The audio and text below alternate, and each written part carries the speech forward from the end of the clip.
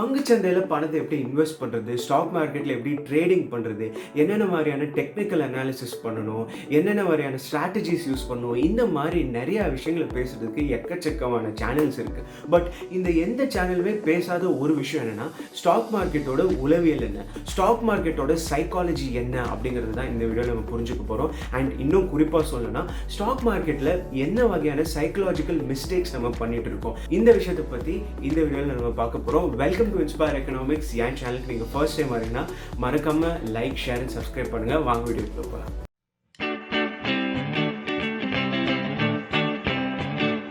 நம்ம பார்க்க போகிற ஃபர்ஸ்ட் சைக்கலாஜிக்கல் மிஸ்டேக் என்ன அப்படின்னு கேட்டிங்கன்னா, அதுதான் வந்து இல்யூஷன் ஆஃப் கண்ட்ரோல். ஸ்டாக் மார்க்கெட்டை பொறுத்த வரைக்கும் நம்ம எவ்வளோக்கு எவ்வளோ அந்த ஸ்டாக் மார்க்கெட்டை பற்றி தெரிஞ்சுக்கிறோமோ அவ்வளோக்கு அவ்வளோ நம்மளால் நல்ல டெசிஷன்ஸ், நல்ல இன்வெஸ்ட்மெண்ட்ஸ் பண்ண முடியும். ஸோ இது வந்து ஒரு எழுதப்படாத விதி. இது ஒரு பக்கம் இருக்கட்டும். பட் இந்த மாதிரி நிறைய விஷயம் தெரிஞ்சுக்கிறதுனால இன்னொரு சைடு எஃபெக்டும் இருக்குது. அதுதான் வந்து இல்யூஷன் ஆஃப் கண்ட்ரோல். ஒரு சராசரி ட்ரேடர் எடுத்து பார்த்தீங்கன்னா, அவங்க வந்து இந்த கேண்டில் ஸ்டிக் வச்சுருப்பாங்க, பொலிஞ்சர் பேண்ட் வச்சுருப்பாங்க, ஃபிபனாக்கி ரிட்ரேஸ்மெண்ட் வச்சிருப்பாங்க, pivot points, ATR, volume chart, stochastic indicator, அப்படி இப்படின்னு எக்கச்சக்கமான டெக்னிக்கல் அனாலிசிஸ் பண்ணுவாங்க. இதெல்லாம் ஒரு வகையில் பார்த்தா நல்ல விஷயம் தான், நம்ம ஸ்டாக்கை பற்றி நிறைய தெரிஞ்சுக்கிறோம். பட் இதோட டவுன் சைடு என்னன்னு கேட்டிங்கன்னா, இல்யூஷன் ஆஃப் கண்ட்ரோல் வரும். இந்த ஸ்டாக் அப்படிங்கிறது மூவ் ஆகுது, அந்த ஸ்டாக் டிசைட் பண்ணுற ஃபேக்டர்ஸ், ஒரு சில ஃபேக்டர்ஸ்னால அந்த ஸ்டாக் வந்து மேலேயும் கீழேயும் போகும். பட் இந்த டெக்னிக்கல் அனாலிசிஸ் நம்ம தெரிஞ்சுக்கிறதுனால என்ன ஆகுனா, நம்ம இந்த ஸ்டாக்கை கண்ட்ரோல் பண்ணுற மாதிரி ஒரு ஃபேக் ஃபீலிங் ஒன்று வர ஆரம்பிச்சிடும், ஒரு ஃபேக் சென்ஸ் ஆஃப் கான்ஃபிடென்ஸ் வர ஆரம்பிச்சிடும். ஸோ ஸ்டாக் வந்து அது நினச்சா அது மூவ் ஆகும், அது நினச்சா அது மூவ் ஆகாது. நம்ம நிறையா டெக்னிக்கல் அனாலிசிஸ் பண்ணுறதுனாலையோ, நிறையா கிராஃப்ஸ்லாம் வச்சுருக்கிறதுனாலையோ அந்த ஸ்டாக் மூவ் பண்ணுறதை நம்ம தீர்மானிக்கலாம். மூவ் ஆகிற ஸ்டாக்கை நமக்கு சாதகமாக பயன்படுத்திக்கிறோமே வழியை நம்ம அந்த ஸ்டாக்கை மூவ் பண்ண வைக்கலாம். ரெண்டாவது சைக்கலாஜிக்கல் மிஸ்டேக் என்ன நம்ம பொதுவாக ஸ்டாக் மார்க்கெட்டில் பண்ணுவோம்னா, இது வந்து ரீசன்சி பயஸ் அப்படின்னு சொல்லுவாங்க. நான் எப்படி இந்த பயஸ்க்கு வழிகாடான அப்படிங்கிறது சொல்கிறேன். நான் வந்து ஐடிசி ஸ்டாக்ஸ் வச்சுருந்தேன். அந்த ஸ்டாக்ஸ் வந்து நான் நல்லா டவுனில் இருக்கிறப்போ வாங்கினேன், அது ரொம்ப நாள் வச்சுருந்தேன் அந்த ஸ்டாக்ஸ். பட் திடீர்னு ஒரு நாள் நியூஸில் பார்த்தேன், இந்த நியூஸில் என்ன போட்டிருந்தாங்கன்னா, டொபாக்கோ இண்டஸ்ட்ரியை ரெகுலேட் பண்ண போகிறோம், அதாவது புகைப்பிடிக்கிறவங்களோட அந்த ஏஜ் சம்மந்தப்பட்ட விஷயத்தை நாங்கள் மாற்ற போகிறோம், 18லேருந்து 21 கொண்டு வர போகிறோம் அப்படின்னு ஏதோ ஒரு நியூஸ் வந்துச்சு. இந்த நியூஸை பார்த்த உடனே எனக்கு ரொம்ப ஷாக் ஆகிடுச்சு. ஏன்னா ஐடிசி கம்பெனி வந்து என்ன தான் நோட் புக்ஸ் விற்றாலும், பிஸ்கெட் விற்றாலும், சிப்ஸ் விற்றாலும் அவங்களோட மேஜர் ரெவன்யூ வந்து டொபாக்கோவில் தான் வருது. ஸோ இந்தியன் டொபாக்கோ கம்பெனி தான் அது. ஸோ இந்த நியூஸை கேட்ட உடனே நான் என்ன பண்ணேன், நான் என்கிட்ட இருக்கிற ஐடிசி ஸ்டாக்ஸ் எல்லாத்தையும் விற்றுட்டேன். நான் விற்ற அந்த ஒரு நாளில் பார்த்தீங்கன்னா, அந்த நியூஸ் வந்து ஒரு நாள் ஸ்டாக்ஸ் எல்லாமே ரொம்ப கீழே போச்சு, ஐடிசி ஸ்டாக்ஸ் எல்லாமே ரொம்ப கீழே போச்சு. பட் அதுக்கு அடுத்த நாள் ஒன்றுமே ஆகாத மாதிரி ஸ்டாக்ஸ்லாம் மறுபடியும் மேலே போக ஆரம்பிச்சிருச்சு. அந்த கீழே போன அந்த ட்ரெண்டையும் தாண்டி அது ரொம்பவே மேலே போக ஆரம்பிச்சிருச்சு. இந்த விஷயம் நடந்ததுக்கப்புறம் தான் தெரிஞ்சது நான் வந்து ரீசன்சி பயஸ்க்கு பலிகாடு ஆகிட்டேன் அப்படின்னு. ஸோ ரீசன்சி பயஸை சுருக்கமாக சொல்லணும்னா, நம்ம வந்து ஒரு ஸ்டாக்கை வேல்யூ பண்ணுறது வந்து அந்த ஸ்டாக்கோட ஒட்டுமொத்த லைஃப் டைம், நீங்கள் எப்போ வாங்கினீங்க, அதுக்கு முன்னாடி ஸ்டாக் எப்படி இருந்துச்சு, அந்த மாதிரி எல்லா விஷயத்தையும் நீங்கள் ஈக்குவல் வெயிட்டேஜ் கொடுத்து தான் அந்த ஸ்டாக்கை வேல்யூ பண்ணணும். சமீபத்தில் நடந்த ஒரு நியூஸ்னால அந்த ஸ்டாக்கோட வேல்யூவேஷன் நீங்கள் மாற்றிட்டீங்க. இன்னும் வேறு வார்த்தைகளில் சொல்லணும்னா, சமீபத்தில் நடந்த ஒரு விஷயத்துக்கு நீங்கள் அதிக முக்கியத்துவம் கொடுத்துருக்கீங்க. ஸோ இந்த மாதிரி நடக்கிறப்ப தான் அது வந்து ரீசன்சி பயஸ் அப்படின்னு சொல்லுவாங்க. ஸ்டாக் மார்க்கெட்டில் நம்ம உளவியல் ரீதியாக பண்ணுற அடுத்த முக்கியமான மிஸ்டேக் என்ன அப்படின்னு கேட்டிங்கன்னா, அதுதான் வந்து ஆட்ரிபியூஷன் பயஸ். இப்போ உதாரணத்துக்கு சிஎஸ்கே ஒரு மேட்ச் ஜெயிக்குதுன்னு வச்சுக்கோங்க.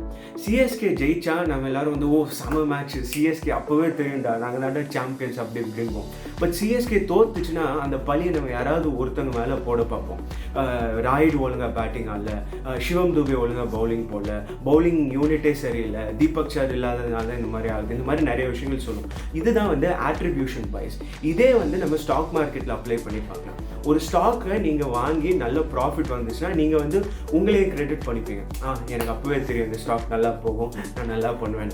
அதே நேரத்தில் அந்த ஸ்டாக் மோசமாக போச்சு, அந்த ஸ்டாக் வந்து லாஸில் தான் நீங்கள் சேல் பண்ணிங்கன்னா, நீங்கள் வந்து உடனே ஏதாவது ஒரு விஷயத்து மேலே பழி போட பார்ப்பீங்க. புரோக்கர் மேலேயோ, இல்லை சார்ட் சரியாக ஒர்க் ஆகாதனாலையோ, இல்லை உங்களுக்கு வந்து டைம் கிடைக்காதனால, மார்க்கெட்டை ஃபாலோ பண்ண முடியாதனால, இந்த மாதிரி ஏதாவது விஷயத்து மேலே நம்ம ப்ளேம் பண்ணுவோம். ஸோ ஆட்ரிபியூஷன் பயஸை வந்து நம்ம தடுக்கிறதுக்கு நம்ம என்ன பண்ணணும்னா, எப்பயுமே we should make conscious decisions. ஒரு ஜேர்னல் மாதிரி ஒன்று வச்சுக்கோங்க. நான் இந்த ப்ரைஸில் இந்த ஸ்டாக்கை வாங்குறேன், இது ஏன் வாங்குறேன், இந்த ப்ரைஸில் இந்த ஸ்டாக்கை விற்க போகிறேன், ஏன் விற்க போகிறேன், அதை வந்து நீங்கள் ப்ராப்பராக எழுதி வச்சுக்கிட்டிங்கன்னா, நீங்கள் வந்து ஒரு ஸ்டாக் தப்பாக போச்சுன்னா அதை பழி பலி போடுறதையும் தாண்டி அந்த லாஸ்லேருந்து என்ன பாடத்தை நீங்கள் கற்றுக்கிட்டீங்க அப்படிங்கிறத தெரிஞ்சுக்கிறதுக்கு அது உங்களுக்கு உதவும். ஸோ இதனால தான் ஆட்ரிபியூஷன் பயஸை தடுக்கிறதுக்கு எல்லாத்தையும் ப்ராப்பராக ஜேர்னல் பண்ணி உங்களோட ஸ்ட்ராட்டஜியை டெவலப் பண்ணுங்க. அடுத்ததாக நம்ம ஸ்டாக் மார்க்கெட்டில் பண்ணக்கூடிய முக்கியமான பயஸ் என்னன்னு கேட்டிங்கன்னா அதுதான் வந்து கன்ஃபர்மேஷன் பயஸ்.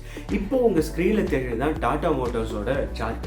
இந்த ப்ரைஸ் சார்ட் வந்து ஓவராலாக பார்த்தீங்கன்னா அந்த க்ரீன் லைனை நோட் பண்ணிங்கன்னா உங்களுக்கு தெரியும் அந்த ப்ரைஸ் வந்து ஓவராலாக குறைஞ்சிக்கிட்டே தான் இருக்குது. பட் உங்களுக்கு வந்து டாடா மோட்டார்ஸ் மேலே ஒரு சாஃப்ட் கார்னர் இருக்குது அப்படின்னு வச்சுக்கலாம். மேபி டாடா குடும்பம் வந்து இந்த நாட்டுக்காக பண்ண அவங்களோட அர்ப்பணிப்பை வந்து நீங்கள் ஒரு சாஃப்ட் கார்னர் உருவாச்சு அப்படின்னு சொன்னால் லைக் ஏதோ ஒரு ரீசன் இந்த காரணத்தினால உங்களுக்கு வந்து டாடா மோட்டார்ஸ் மேலே ஒரு சாஃப்ட் கார்னர் இருக்குது, அந்த ஸ்டாக்கை நீங்கள் வாங்கலாம் அப்படின்னு யோசிக்கிறீங்க. பட் ஆக்சுவலாக பார்த்தீங்கன்னா ட்ரெண்ட் வந்து கீழே போயிட்டுருக்கு. இப்போது நியூஸில் ஒரு முக்கியமான இன்ஃபர்மேஷன் படிப்பீங்க.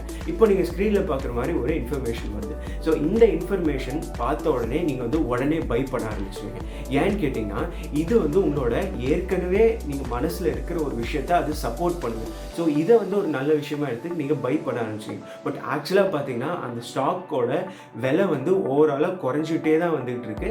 ஸோ நீங்கள் வந்து எந்த இடத்த ஹைலைட் பண்ணி எந்த இடத்துக்கு வந்து அதிக முக்கியத்துவம் கொடுப்பீங்கன்னா அந்த ப்ளூ லைன் ரைட் சைடில் இருக்கிற அந்த ப்ளூ லைனுக்கு வந்து பார்த்துட்டு ஆமாம்மா டாடா மோட்டார்ஸோட ஸ்டாக் இன்க்ரீஸ் ஆகுது அப்படின்னு சொல்லிட்டு நீங்கள் அதில் பை பண்ண ஆரம்பிச்சுருவீங்க. ஸோ இது வந்து கன்ஃபர்மேஷன் பயஸ் அப்படின்னு சொல்லுவாங்க. ஸோ கன்ஃபர்மேஷன் பயஸ் தான் மதர் ஆஃப் ஆல் பயசஸ் அப்படின்னு சொல்லுவாங்க. ஏன்னா உங்களுக்கு ஏற்கனவே ஒரு விஷயம் நீங்கள் நம்பிட்டு இருப்பீங்க, அந்த விஷயத்தை சப்போர்ட் பண்ணுற மாதிரியான விஷயங்களை மட்டும் நீங்கள் அதிகமாக நம்ப ஆரம்பிப்பீங்க.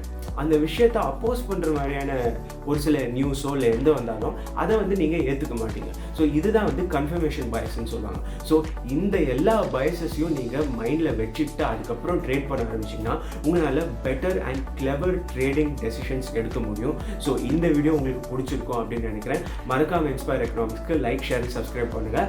அடுத்ததாக வேறு ஒரு வீடியோவில் உங்களை சந்திக்கும் வரை திஸ் இஸ் Signing off.